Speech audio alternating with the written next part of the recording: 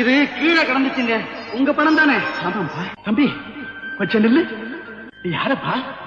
நான் இந்த முருகனையே நம்பிட்டு இருக்கிற அனாதைங்க. தெரு தெருவா வண்டி தள்ளி கூலிக்கு பணம் வித்துக்கிட்டு இருக்கிறேன். என்ன காப்பாத்துனதுக்காக நான் கொடுக்கல. வச்சு பழச்சிட்டு. நானா காப்பாத்துனேன்?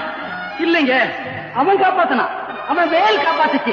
அவன் தான் உருவத்துல வந்து என்ன காப்பாத்திருக்கான். பல 1000 ரூபாய் பணத்தை பார்த்துட்டு உணர்வில்லாம கிடந்த என்ன அடிச்சு கொண்டுட்டு இந்த பணத்தை எடுத்துக்கிட்டு போகாம என் பக்கத்துல பாதுகாப்பா இருந்து இந்த பணத்தை திருப்பி தரேன்னா இத நீயா செஞ்ச?